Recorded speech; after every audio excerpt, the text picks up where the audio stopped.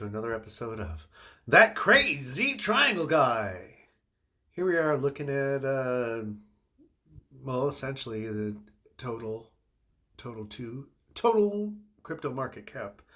The total crypto market cap excluding Bitcoin, the total crypto market cap excluding Bitcoin and Ethereum, and Bitcoin and the dollar index, and Bitcoin futures. Anyway, everything's nice and green except Bitcoin dominance. So we want that to go back to zero or something at least. It's been read long enough as the entire crypto market cap has broken through the neckline of the inverse head and shoulders pattern that it's been forming over the past year and a half. This white line here, it's busted through and is accelerating upwards at exponential speed. And we've been calling for this for quite some time. Oh, interestingly enough, I'm just noticing that we are approaching the 200 weekly moving average, which is this blue line. I'm probably going to bump our heads here a little bit, maybe stall out and can do a little bit of consolidation. And maybe that'll give Bitcoin the opportunity to make a move. So people might take their altcoin profits and switch over to Bitcoin. Now, Bitcoin futures here at the bottom is still trading, it's about a $240 premium to spot, which is significant, but it's not as much as we saw last week, up to about $500 premium. So let's look at Bitcoin for a second, and we are on the hourly time frame. I want to switch to the 4-hour for just a sec,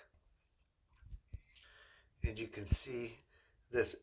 Well, that X marks where I told you we would close the day, or where we would end up when Bitcoin futures open, and sure enough, that's where we did end up. But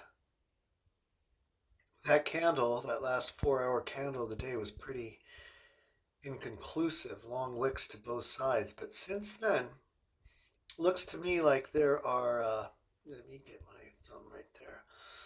We got much longer wicks to the downside, which means that everything's getting bought up. And rightly so. I mean, it's just ridiculous that we're consolidating here for so long.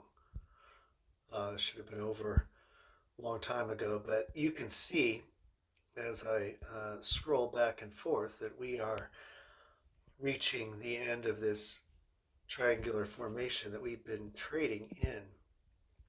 And we are trading towards the top, and we've tried to break out here. And tried to break out to the downside, but this was the last attempt. This last attempt to break down, got all bought up, but as well did the attempt to break out. But since the close of the week, these candles are all, wicks are all down on the bottom. And hourly, let's take a look at it. We seem to have longer wicks here down on most of the hourly candles here. And I'm anticipating a breakout here very, very shortly. And where we will break out to, I imagine. Now I've made an arrow right here, this light lavender arrow as a measured target. And it brings us up to right here from the top of this yellow ascending triangle. And that's where I believe our next move will be, into this range where I've drawn that circle. This is the top of our green parallel channel and our white parallel channel as we transition into the blue parallel channel, marked by this bottom blue line here and this top blue line here and the orange center line. We are transitioning from these lower channels into a more accelerated formation that will move us up more quickly into a nice bull rally for the next few months.